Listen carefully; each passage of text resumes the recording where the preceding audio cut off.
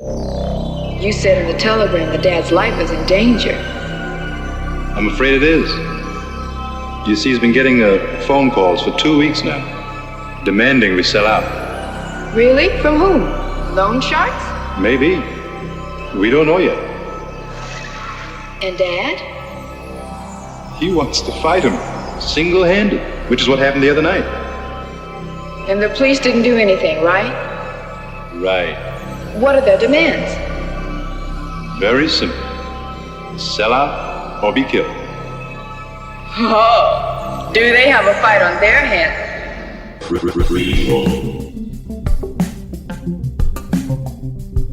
Sequel. Reboot. Which one will it be?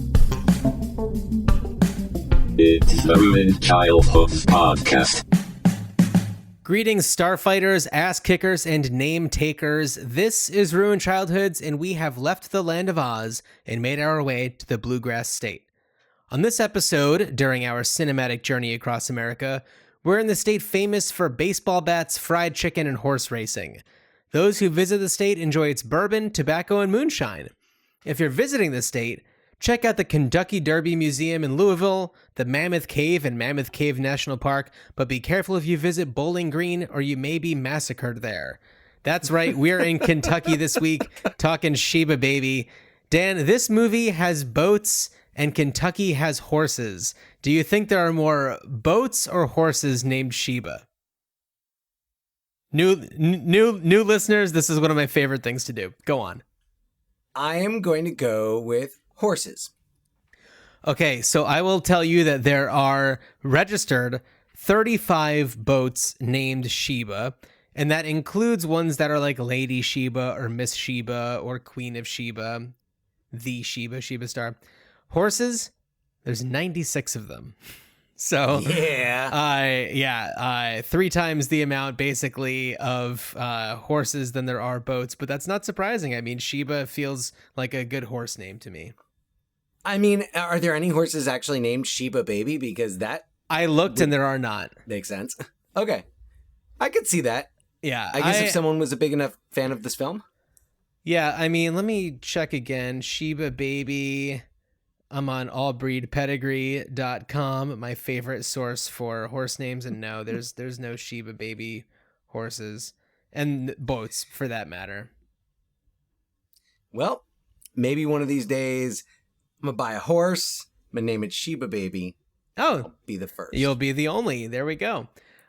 Unless somebody does it before. Probably somebody. It could very well happen before. I don't know when I would buy a horse. Yeah, but I don't guess know. Maybe we'll find out. Who knows what tomorrow holds? This is true. We're in a Probably brand not a new horse, though. year. Anything is possible. It's 2024. I could be giddy up in my way to work on Friday. That's true. That'd be very strange, but it is true. We're recording on a Wednesday, so I would be buying the horse tomorrow, and of course, Correct. these things only take a few hours. So There's a I lot could of be buying- paperwork, I imagine. So I don't know if you're planning on having a stable at your house. Yeah, well, nothing at my house is too stable, but no, sorry, that one superseded another one that was like in the pipe, and then that one kind of leapfrogged it because I had something else ready to go, and I totally forgot what it was. Okay, it was something. It was about.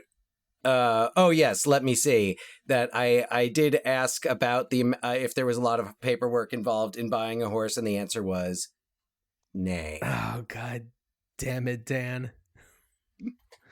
I would say that you never disappoint, but that's very disappointing. So I would say I consistently disappoint, which means that I don't disappoint. The bar is set really low. Well, I think that now is a good time to move on from those shenanigans and talk about the movie at hand, the movie of the week, Sheba Baby. But before we begin, I want to acknowledge that we, Dan and myself, are not black and cannot speak to the black experience.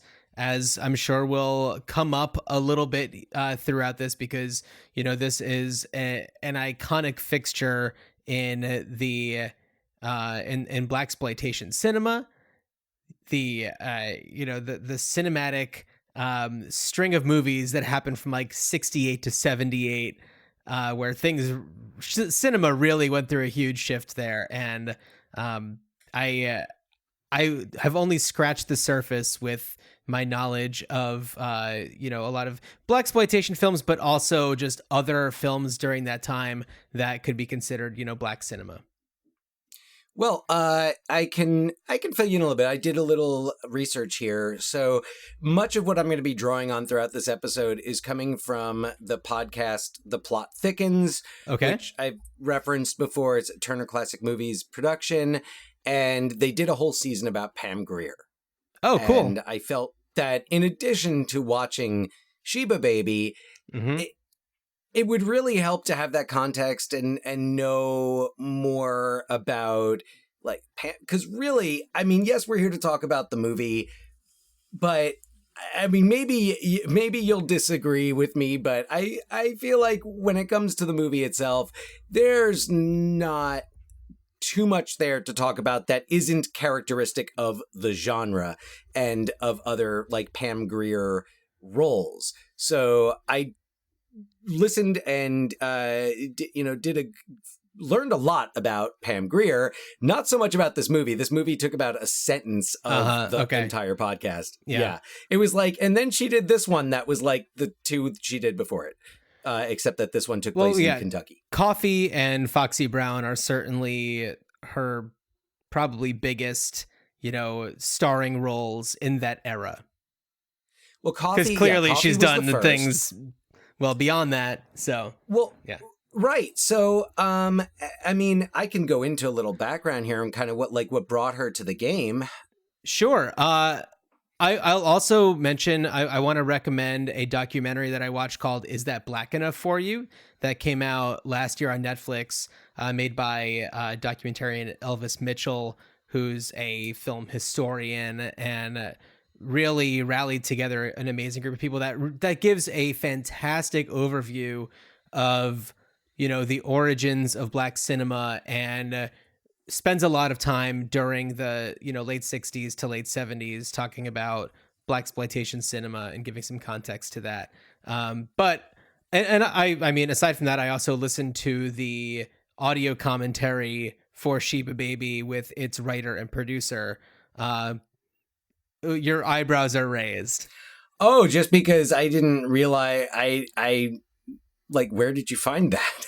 It's a long story, but I found it. Oh. And I learned a little bit about Pam Grier's, I guess, what she brought to Sheba Baby that we can get into in a little bit. But please go on. I'd love to hear a little bit about what you learned during your research. Yeah, so Pam Grier grew up in Colorado. For the first few years of her life, her family moved around a bit. Her father was in the military. Then her father retired from the military. And after that, pretty much like felt aimless, didn't know how to like be home, and left. So, so her mother, so she and her, I'm forgetting the siblings, but they moved to her grandparents' ranch. And so she grew up, speaking of horses, like she grew up around horses. Oh, no way. And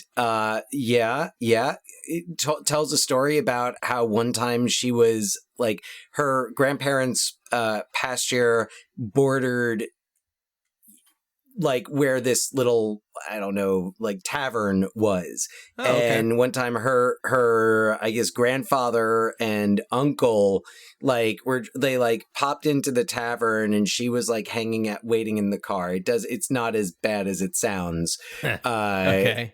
Where it's like they cracked the window and went in and got wasted.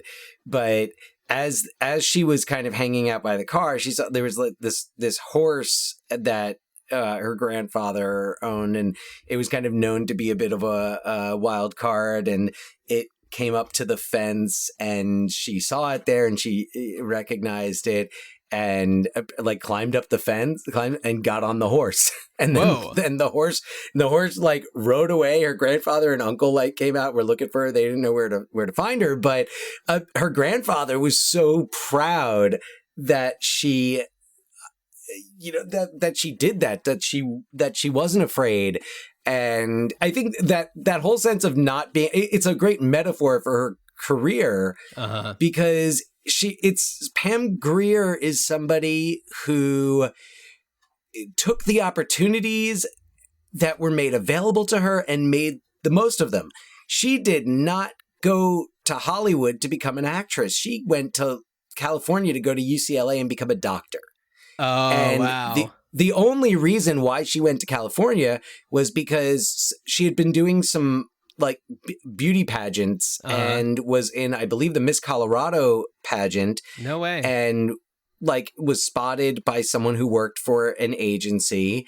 And she ended up like this didn't get her the acting work. Right. She became a receptionist. She came to LA, and it's everything in all these interviews. All she talks about is, I did this so that I could make the tuition to go to school. Wow. That's what I wanted to do. So she starts as a receptionist. She's working at the talent agency in the mornings, and then she's working as a receptionist at American International Pictures. AIP. Yeah. Yeah. So the company that produced Sheba Baby, as well as so many other like B movies. They were like the big B movie. Lower budget. But I don't know. AIP did... I'm going to look up... I want to say that towards the end of their run, I think that they actually came back somewhat recently, but I want to say that they had some pretty big ones towards the end. I mean, I think I think it was like Foxy Brown was one of their bigger ones. Let's see. Here's the AIP film library, and towards the end we have Amityville Horror in '79, Dress to Kill, De Palma, Mad Max was AIP. Got it. So and then I guess they have come back in 2021 with a few other ones that I'm not familiar with. So she's working there, and she ends up getting cast in a film that they're shooting like in the Philippines. Okay. And of course, because all these movies shoot in these like remote places where it's really easy to really cheap to shoot. Maybe not easy. Yeah. So there it was called the Big Dollhouse, and it was a women in prison movie. Okay. So whole subgenre of exploitation movies. So she had a featured role in that, and this is something that's really indicative of who she is. And when I say like she takes opportunities and she really takes advantage of them, she wasn't just like, oh great, an all expenses paid trip and I get to go and be in a movie. Right. She said, what, like, how do I act? She never acted before. Mm-hmm. Roger Corman recommended that she read An Actor Prepares by Konstantin Stanislavski. A classic. Which is the textbook for method acting, right? Yeah. So Pam Grier like reads this book and devotes herself to it and puts all of this work into these roles, these performances, in these, like she did a couple, and they like she worked so well in the Big Dollhouse that they had her stay in the Philippines and do another like women in prison movie. Yeah, there's one called Women in Cages. Yes. Yeah. A prison sexploitation film. I think that was the one, and right? It says that she was also in Beyond the Valley of the Dolls, just as a party goer. So I wonder if it was just like hey, we need people, come and show up. Be in this thing. Might have been. They don't mention that at all in the podcast. I can't imagine that was a major moment for her. Her credit as party goer. No, I mean, Sheba Baby barely got any mention, but it was also, at that point, it was just, one in a series. But Right. so Pam is still doing, so she's doing these movies, doing supporting roles, but really making a good impression. And like the director really likes working with her, and that's gonna come back and really help her out, because it's the same director who ends up directing Foxy Brown. And he casts, or was it might have been Coffee. But That's Jack. Well, Jack Hill is the one who did Foxy Brown. Yes. And he also did Coffee. yeah, and right, But yeah, so Coffee came first by a year. right, yeah. Foxy Brown was kind of the response to Coffee, and it's Well, Foxy Brown was originally supposed to be a sequel to Coffee, but I think like last minute they decided like it would be more profitable to, it's all about the dollars and everything. So it's just like they changed the name and didn't make her a nurse in this one. I think that I don't know what her job was in Foxy Brown. I don't know if she had one. well, she was like a vigilante. right. Well, doesn't she she's not a call girl. She masquerades as one, right? Yeah. Because Coffee has a very similar she's thing a vigilante. going on. She's a vigilante nurse. Yeah. Yes. So Sorry, I get them confused because the two of those are pretty similar. well, By regardless, these things were huge, and it helped. It also helped, and I don't know if this is covered in the Elvis Mitchell documentary. I haven't seen it yet, but that the blaxploitation genre really grew out of the need to kind of fill these movie houses in big cities that had been built when the big city, when it was all more affluent white people living in the cities. And then they all flee to the suburbs in, the 50s, 60s and 70s. So now you've got a whole other audience to fill these movie houses. So you want to produce things that they are theoretically going to be more interested in. Right. And I realize also that more recently the name blaxploitation kind of has like a badge of honor associated with it. But at the time it was looked upon as people are being exploited and being paid low wages to be in these movies to appeal to the masses and make a really easy buck, essentially. And so, at the time, it was definitely something that people were upset about that were in the Black communities.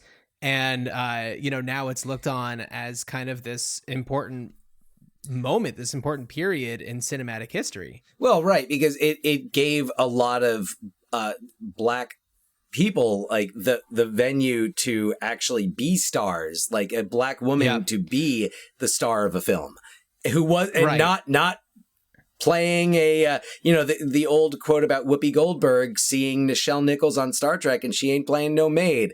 So absolutely. I mean, there were movies that I think they were called like the Southern blaxploitation films, where it's like if they took place in the South, they were about slavery and they did focus on those types of plights, but they weren't the characters, the main characters were not staff to white folk, to rich white folks. But it was usually it was like usually revenge. Absolutely. It was revenge, and it was, and that's why.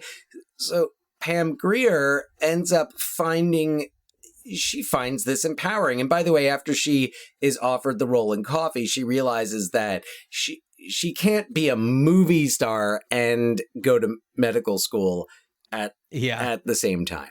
So that's where she kind of makes the choice and says, all right, maybe this is what I'm supposed to be doing, is to be an actor. Another thing that, that was done really to, express empowerment was to kind of flip the script on what was considered to be standards for beauty. And she, especially in Coffee, and let's see, what year was Coffee? That was 73. 73. So 72, 73. 72 is when Superfly comes out, and 73 is Coffee, and that's when you're starting to see on-screen nudity that is not done in a way that seems like it's exploitative, but it is done in a way where it's like more artful and empowering. And I know that I read this somewhere, I think in an IMDb trivia quote from some article that, an interview that Pam Grier did, where she was saying that she wanted to introduce the world more to like the brown nipple and make a statement of that. But in listening to the commentary for this movie, Sheba Baby, she wanted to, be that empowering character without the movie having to be, R or X rated, as a lot of these movies were. I was just looking up when Dolomite came out. When did Dolomite come out? 75. 75. Okay. Yeah. Well, and Dolomite is kind of its own separate thing because it's comedic, and it's its own subcategory, I think. Yeah, I think it is. It is the evolution, if we want to call it that, of the blaxploitation genre. Yeah. Though I would say it probably reaches its highest form, with films like Foxy Brown and Shaft. Well, right. Movies like Shaft and Superfly, they had much higher budgets, and you can tell, than movie like the AIP films, movies like Coffee, Foxy Brown, Sheba Baby. And, that stuff really shows with like, there's good lighting and there's better sound and the sets don't look like they're about to fall apart if the wind blows. And I feel like with a movie like Sheba Baby, you really get distracted by a lot of those things because Pam Grier is just so magnetic. And you believe her even if the rest of the characters are a little less, I don't know, captivating. Yeah, let's just say not everybody read the Stanislavski book at American International. Well, I do wonder how method she would have gotten. I don't know if she considers herself a method actor, but some of her roles are pretty out there. Well, I mean, and pretty intense. She does have. I mean, she has had experienced some trauma in her past that she drew upon. She is a survivor of sexual assault. Sure. And drew upon that for certain roles. In Foxy Brown, there's a pretty graphic assault scene. Yeah, absolutely. And Coffee also is one that that one's a little bit more artistic, and the way that is Coffee the one where she. Yeah, Coffee is the one where her sister. Yeah, Coffee's the one with her, because Foxy Brown, it's her brother. Her brother that narcs out that guy. He like sold the information about her boyfriend. Right, because her boyfriend is a cop in that one, or it's well, let's talk. Let's focus more on Sheba Baby. Should I give a little synopsis? You should give a little synopsis, and we could talk a little bit about Kentucky. This is a perfect way to get into talking about Kentucky. All right. Chicago private detective Sheba Shane travels to Louisville after a mobster's thugs rough up her father's insurance and loan business in an effort to pressure him into selling the business at a major loss. With the help of her father's employee, Brick, who's also her ex-lover, Sheba tracks down the men responsible for the threats and picks them off one by one until she discovers the true root of the violence that ultimately led to the unsanctioned death of her father.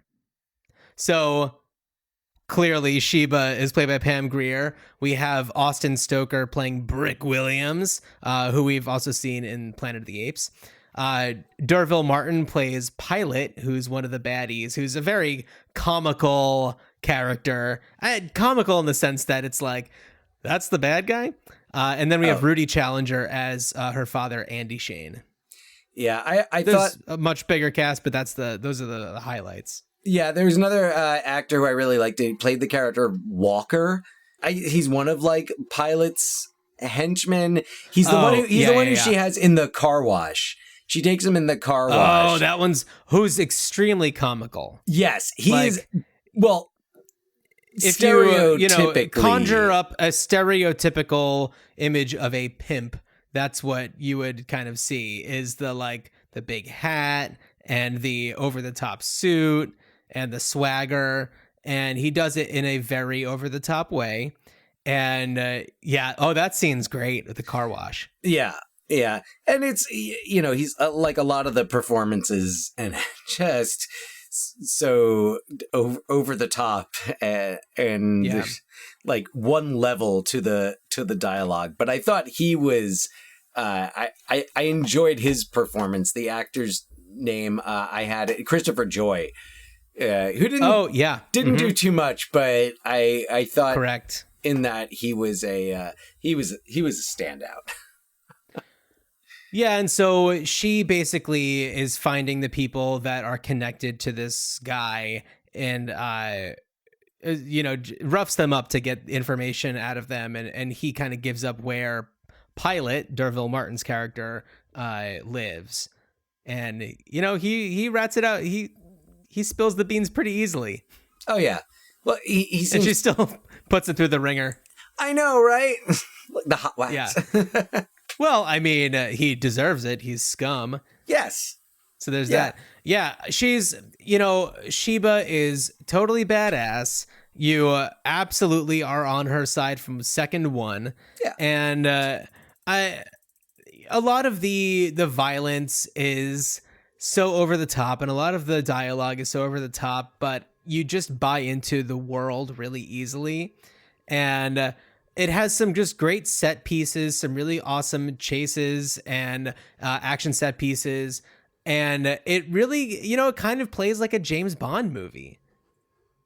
But instead of, this, suave dude from the UK, you have this, Louisville, Kentucky black badass woman of all. Yeah. So take that, James Bond. You could learn a thing or two from Sheba. Yeah, well, and actually, coincidentally, with James Bond, I forget which one. If it was Foxy Brown or Coffee. It was not Sheba Baby, but one of them actually ended up that year's James Bond movie was the #1 movie at the cinemas, and then this one knocked it off the list. It might have been Coffee. Because I don't think there was a Bond film in 1974. I remember the first time I saw Coffee was when I was in college. So this would have been 2003, around there. And I was taking a class about race in cinema. And we watched Coffee. And I remember my jaw was just on the floor. I loved it so much. I mean, I had seen Shaft before. And I may have seen Superfly. I definitely had seen Shaft. I feel like when I was in high school, there was like a surge of popularity with Shaft. I think mostly because of Isaac Hayes and just the incredible score that he does. And I wonder if he was on South Park by then, because that would maybe lead to maybe a little bit more interest in teens at the time, discovering more of his other work. Yeah, he was on South Park from the beginning. From the beginning, which would have been around that time. 97. Yeah, totally. 97. So Shaft was a huge one, and it was that one I love. Shaft is so good. Well, also I know you've talked about Shaft a lot before, the remake. Right, yeah. And the remake came out in 2000, so... The remake or the continuation, it's a reboot because it doesn't, the series doesn't continue on really. Wasn't there another one recently? Yeah, there was the one a couple of years ago with Shaft, with like all three generations. You had like Right. because actually it's more of a reboot because the Samuel L. Jackson character is the nephew of the original Shaft, and then his son comes in for the the last one, who's a cop. Jesse T. Usher as John J.J. Shaft. Yeah. Regina I thought it was Hall fun. is in that one. That was from 2019. Yeah, so it's funny how the one from 2019 is called Shaft. The one from 2000 is called Shaft. Yep. And that one's Samuel L. as John Shaft II. And we got Christian Bale in there. Dude, the 2000 Shaft. Jeffrey Wright, Toni Collette, Vanessa Williams. Wow. Who, like Mekhi Phifer, well, not for very long, but he's in it. Ooh, spoiler. The 2000... 2001 is John Singleton. Yeah. Yeah. I've never seen it. Thigpen is in it. Oh, I love it. Jeffrey of Wright course she's in is it. fantastic in it. I mean, everyone's Jeffrey great Wright, in it. You know, and it's so appropriate to mention Jeffrey Wright. American Fiction. I don't know if it's been released yet wide, but I watched a screener of it, and I won't say I don't think that it's an amazing movie, but there are some things in it that I absolutely love, and of course Jeffrey Wright is just so good, you know, as this, you know, very proper intellectual author who, in order to exploit other writers who kind of, I don't know, approach the Black experience from a kind of lowest common denominator voice, gets all this recognition. And so his approach is to, you know, just quickly shit out a book, essentially. That's the same way. And it kind of just takes off and becomes huge. Yeah, well, and I haven't seen the movie, but seeing the trailer, it resonated with me because you know, especially in the like young adult teen genre, and being a high school language arts teacher, familiar with a lot of titles, there is definitely there was a real surge in popularity of books like The Hate You Give, which is about the repercussions of police violence. And, you know, it seems when I saw the trailer, and it's, I think is Tracy Ellis Ross, she play an author. She is in it. Yes. Okay. She's not another author. Issa Rae is another author. Maybe it was like when it was an author and she was reading from her work, and it was very much like like, you know, African-American vernacular English. And, like, I loved the approach just because, like, not necessarily that those books are especially marketed towards white audiences. Oh, yeah. Who are going to feel that, like, oh, I am if I read this book, that gives me some more woke credibility. Yeah. But that I definitely got that sense from the trailer, and just from the little bit that I saw of what. First of all, like, this just seemed. I mean, Jeffrey Wright's an actor who can make pretty much anything interesting. So, but this really felt like possibly the role of his career. Well, which is such a that would be a big claim because he's had such incredible roles in the past. But sorry, I totally forgot he was. Didn't he play? Was he Basquiat? Jeez, he was Basquiat. He was Basquiat. Yeah. I was just thinking about that. One of his earliest roles. Yeah. Jesus, he was amazing as Basquiat. That's I think a lot of people wouldn't remember that. That movie, though, is never streaming anywhere.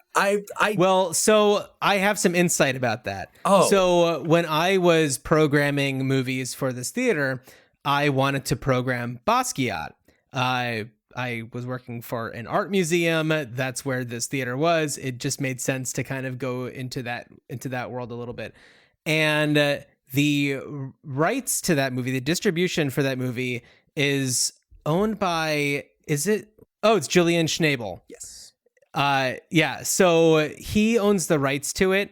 And I tried reaching out to like his assistant. I went down all of these different paths to try and just get permission to screen it.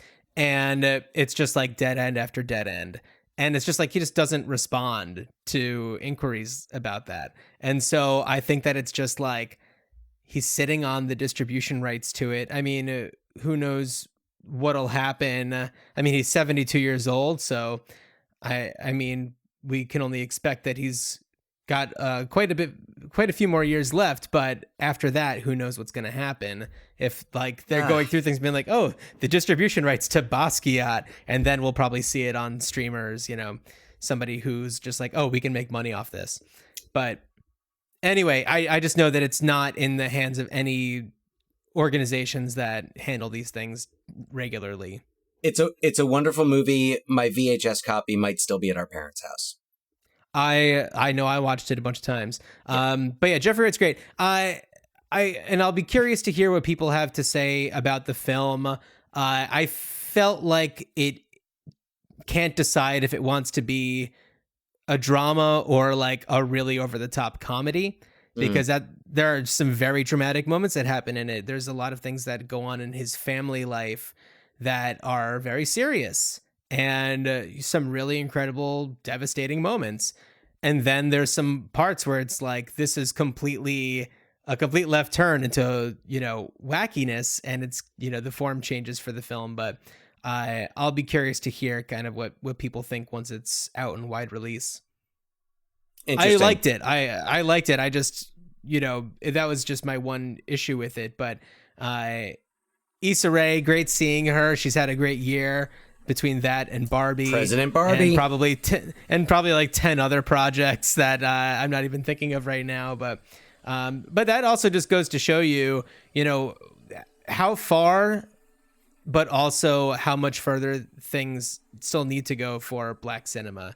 But it's like, it's come very far in the sense that, you know, there are these mainstream, you know, major studio, not to say that American Fiction is a major studio picture. I think it's one of the independent subsidiaries, but it's, you know, there are these actors who are all over the place and playing really cool roles. I mean, Jeffrey Wright was in the Hunger Games movies. I think not the first one, but the ones after that. Oh, that he was. Yeah. He's in Rustin. We've talked about in the past. Oh yeah, he's everywhere. Yeah. Jeffrey Wright's everywhere. I mean, like we started. I think Shaft was how we started with Jeffrey Wright, and then ended up. Yeah, I guess so. And Shaft brings us back to the blaxploitation genre, which brings us back to Pam Grier and Sheba Baby. And the reason why, and as I watch this movie, and as we're doing our road trip, I'm watching these movies, also thinking about like, all right, well, what does this tell us about the state or the city? Yeah. And I don't know that I got so much of a sense of like Louisville or Kentucky from this. It is worth noting that the writer and director William Girdler is from Louisville. We also share a birthday. Oh, do you really? Well, we shared a birthday. He's been dead for quite some time. That's fine too. So David Sheldon, who was the writer, I believe he also was from there. And so they wanted to make it there, you know, because they did have these, you know, close ties to it. Also, I think that things were a little bit easier for them because right before they filmed this, there was a massive tornado that really did a number on Louisville. And I think that for this film to be shooting was kind of a sign for a lot of the people in the city that like, okay, the world still goes on, you know, things keep on happening. And hey, talk about exploitation. It's not like they paid any of the extras like in the fair scene or anything. And that was all guerrilla filmmaking. You know, they got the go ahead to just roll the cameras. And, you know, that's why like you see this dude, I think he's like holding an ice cream cone. He just like looks at the camera and it's just like, Yeah. People are just going about their business and they're at the fair. Meanwhile, there's this massive chase scene going on, which totally rules, by the way. Oh, it's a great chase scene.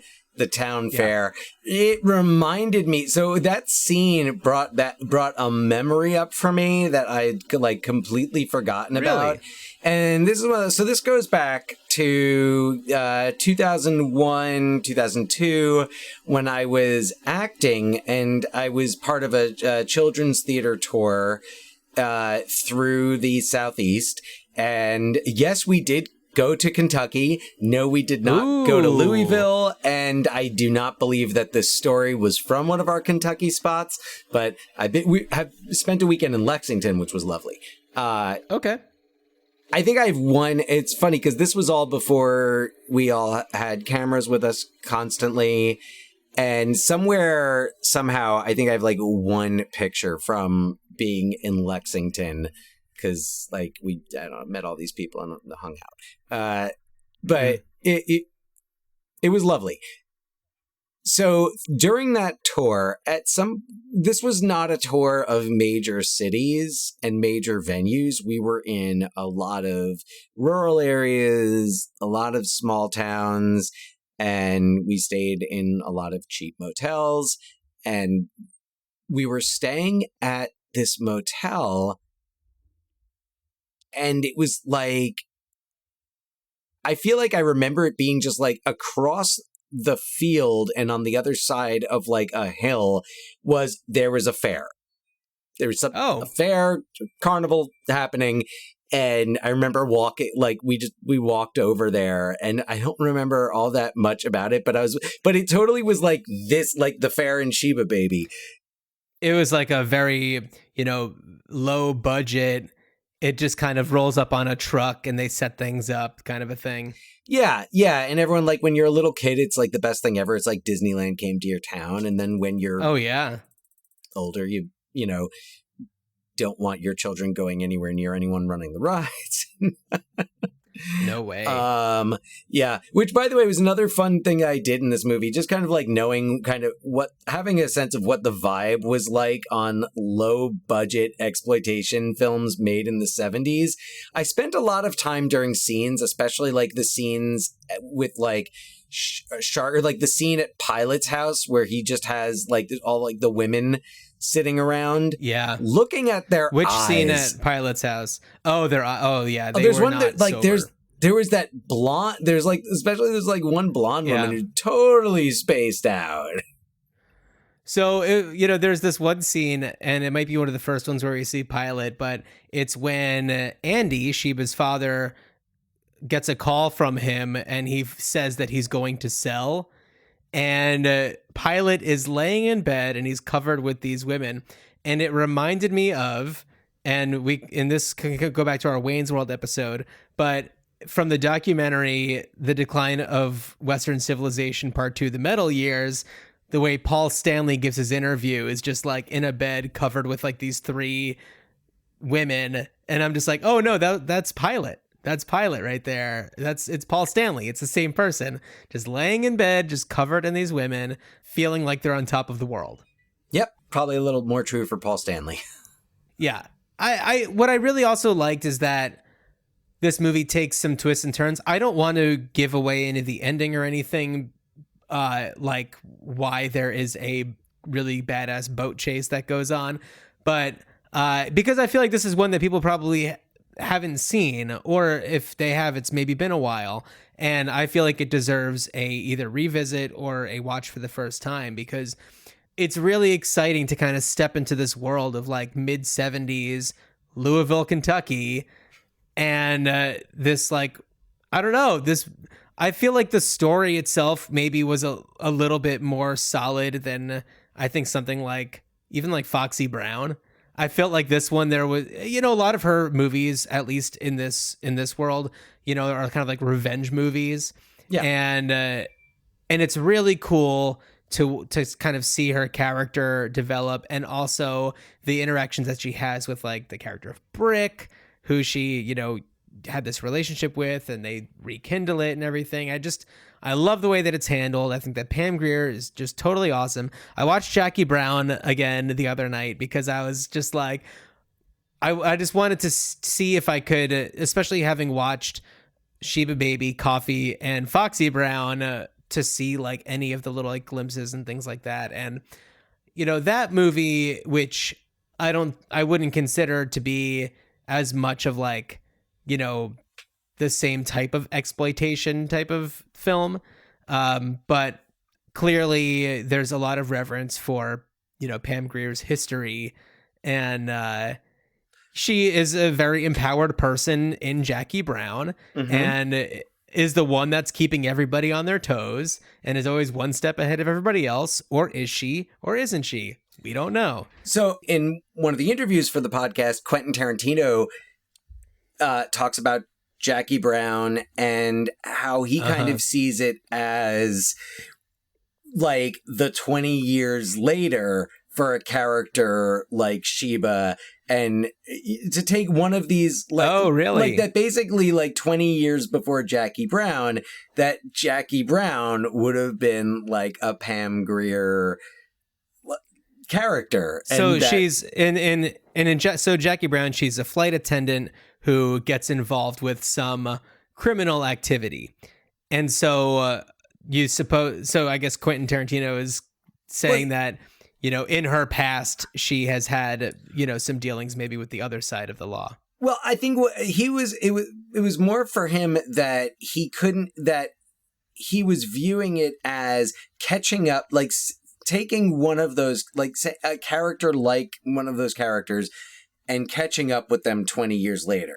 So, yeah, whether she was a badass woman, someone who deals with shady business. But speaking of being a badass woman, this is another part where, so there's the sense that, they're exploitative movies. There's members of the Black, Cicely Tyson was very outspoken against this genre.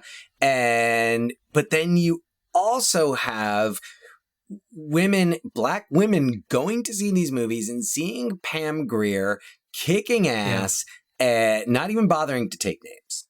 It's not where she doesn't need to. She's no one's secretary. So she's like, what was your name? Walker? Who cares? It doesn't matter what your name is. So she hot wax. So there, and like that was the appeal of these movies, was that like people go, especially women. And I was in the podcast, they're talking about how it's like women would go see it and they'd come back and they'd bring their sisters, their daughters, their nieces.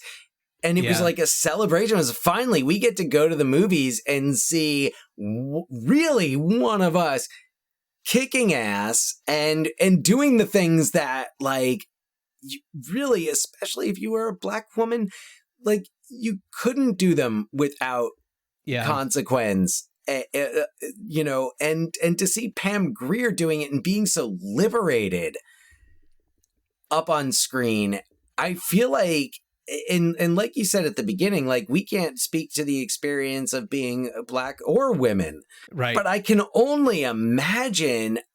I mean, like, look, I kind of compare it. I'm like, the degree of connection we have to other experiences, of course, depends on our own. So I would say that, like, while it's not comparable and not even the same thing, I remember what it was like the first time I saw like a Jewish character in something who wasn't like, nebbishy and, Woody Allen. It was right. So to see that, that was kind of like empowering. So imagine that you are like even more marginalized. And when you see someone literally kicking down the doors and making people take note, I mean, I can only imagine how empowering that must have been just to see absolutely. it. And what an escape. Absolutely. What an escape to go back. I mean, like, no wonder people went to go see these movies over and over and over again, because it's like, oh man, everything's shit. Like, my job is shitty and like my landlord's shitty and everything. I'm going to go watch Pam Grier kick ass for an hour and a half, and that will make me feel good. And she does it so well. She's so good. Yes. Well, Dan, I feel like this is an impossible question to answer, but we're going to try it because this is what we do on this podcast. So, given the opportunity to do something else with Sheba Baby, what would you do? Well, with Sheba Baby itself, nothing. This movie has been made so many times, and it's also been done more recently, where there have been some films that have tried to kind of recapture the idea of kind of the feeling of the blaxploitation genre. Yeah. So there was the one, I'm looking it up right now, with Taraji P. Henson a few years ago, and I'm trying to remember what it was, because it was really marketed as like her Queenie. Or wait, no, was that it? No, not I don't think it was Queenie. It was Proud Mary.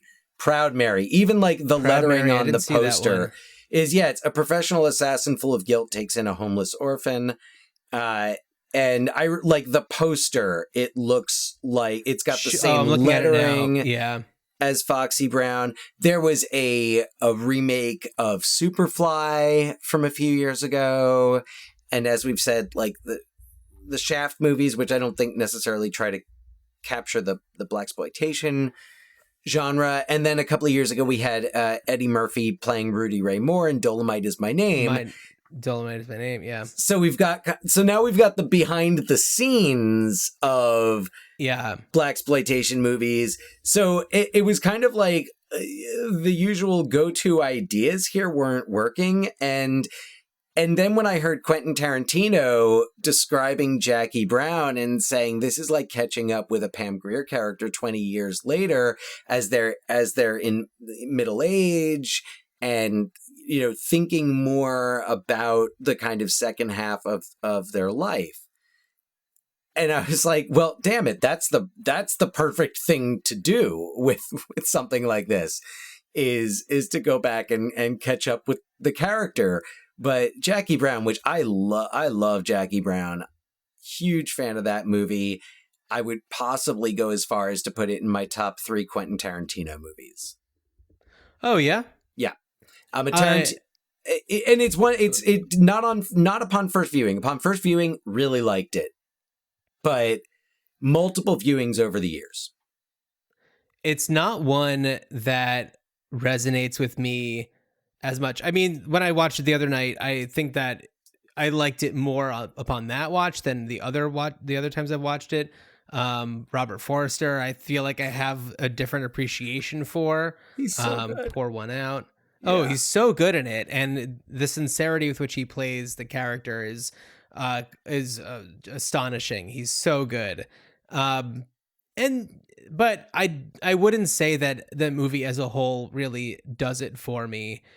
I think that one movie of Tarantino's that does it for me that really is like a proper look at blaxploitation is Django Unchained, right, which is, I think, in my top 3 probably of his. I'm not the biggest Tarantino fan, I think, because as a person I just don't care for him.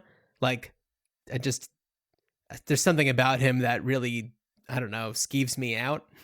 Mm-hmm. But when I try to look past that, I mean, Django I think is fantastic. I think Django, Inglourious Bastards, and Once Upon a Time in Hollywood are my top 3. And I realize also that, like, you know, you're a few years older than I am, and really I took note of movies like Pulp Fiction and Reservoir Dogs, and Jackie Brown's, you know, a few years, that's 97, is that right?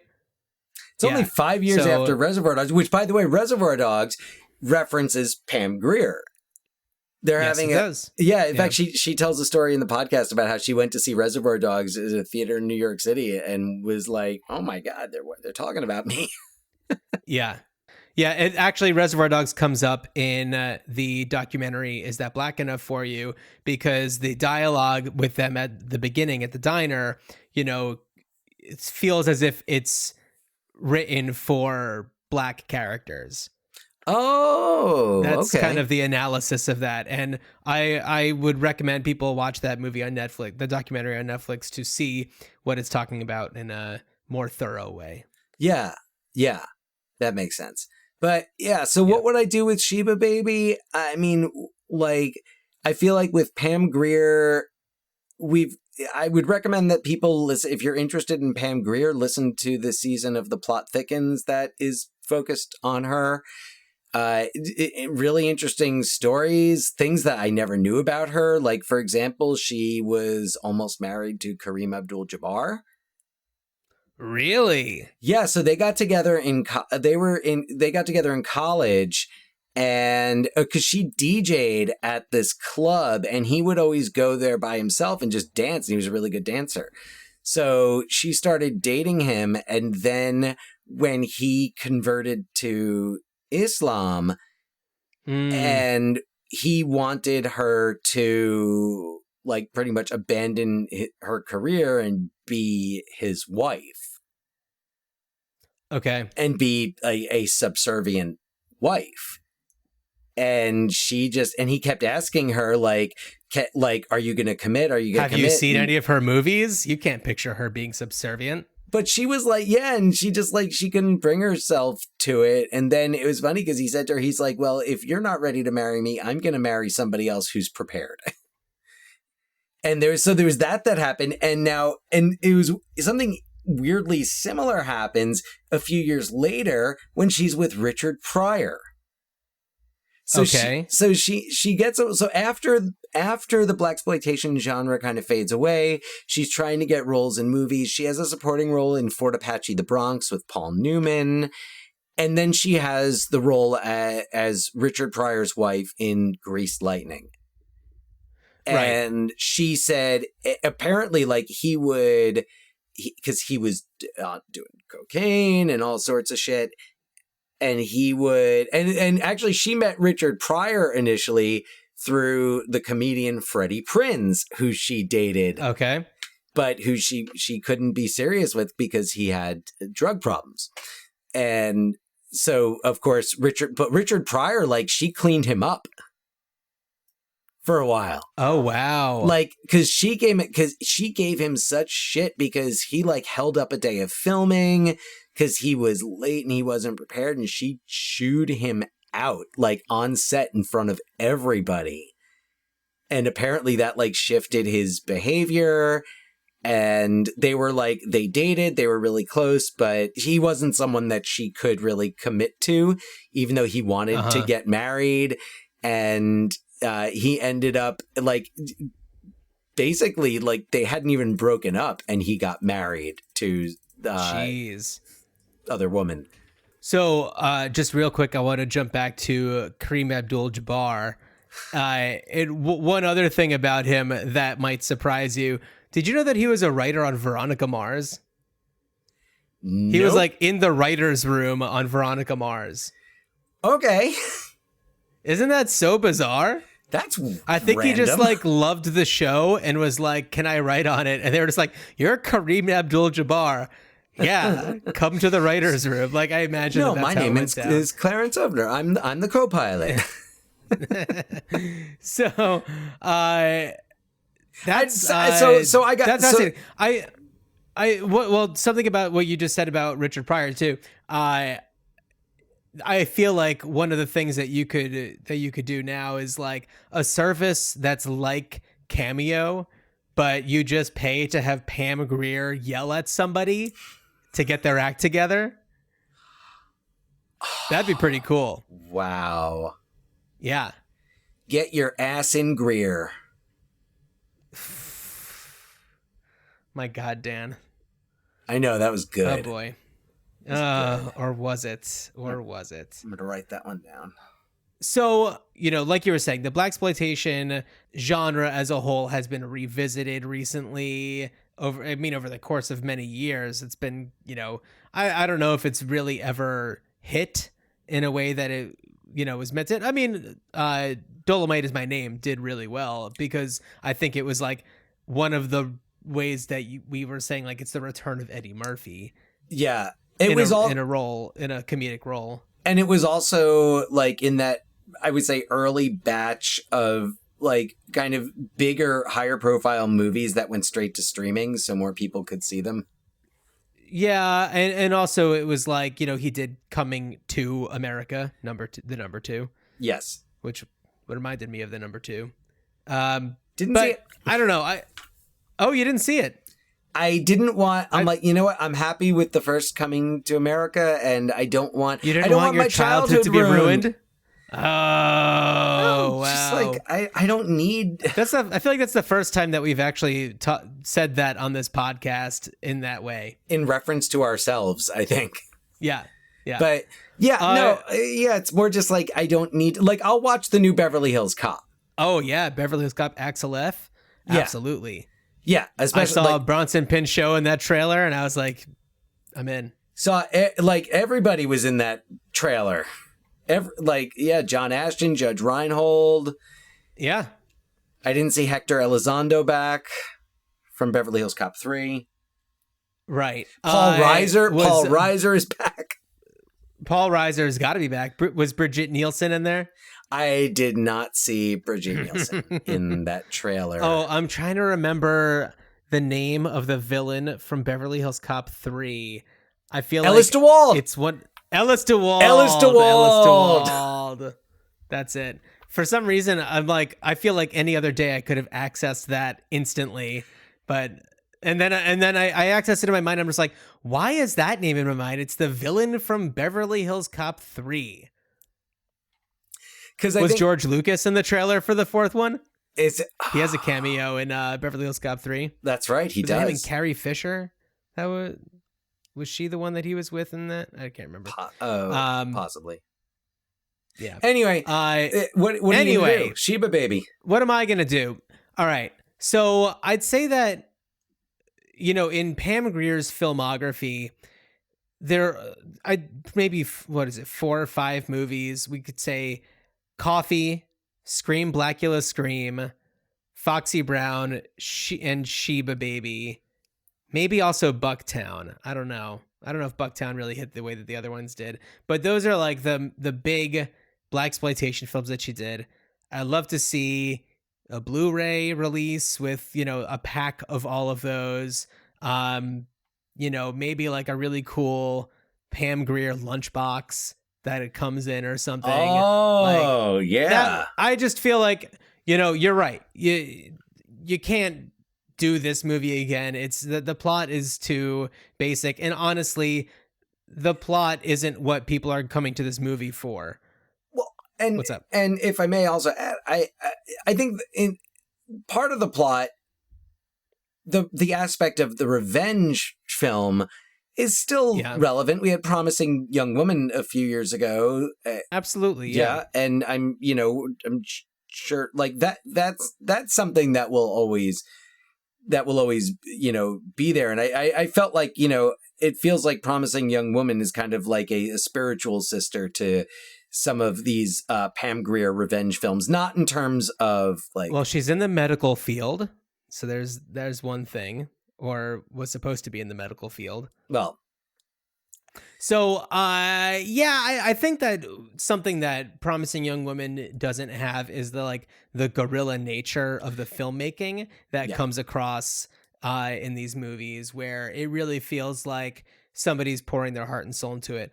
I don't know. I think that the best way to do this is just to kind of give it a proper send up in the form of, higher quality DVDs Blu-rays, and, try and, do the work to get some cool special features on there.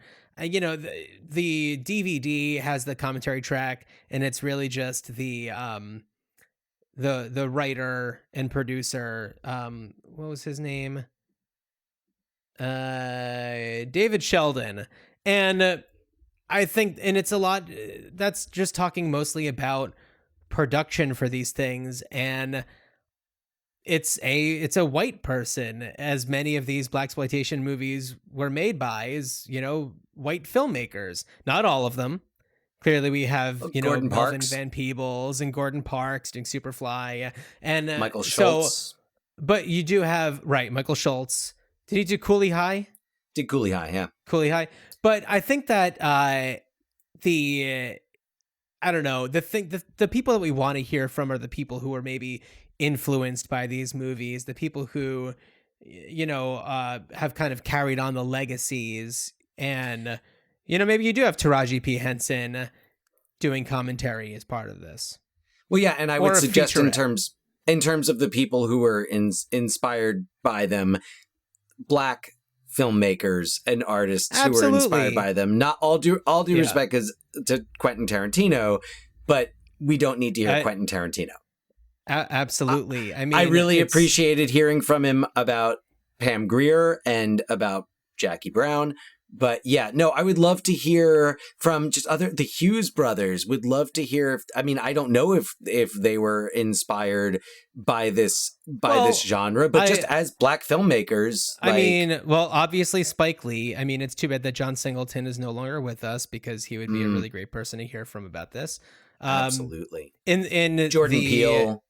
Jordan Peele. In the Elvis Mitchell documentary, there's some great interview stuff with Samuel L. Jackson, who, as we said before, carried the torch from Shaft.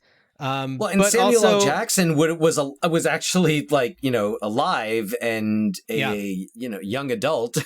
Yeah, and these are also people who were interviewed for this documentary, but people like Billy D. Williams, who, yes, did a bunch of these exploitation films, but also really made it into the mainstream in like Empire Strikes Back in a role where that was a big movie.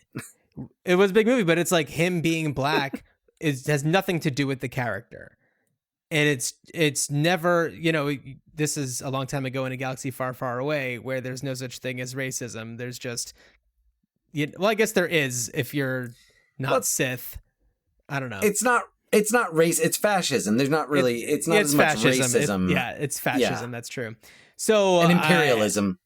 Very much so, imperialism. So and James Earl Jones, and there's just so many amazing people that were part of this world that transcended, and at that time I should say transcended, because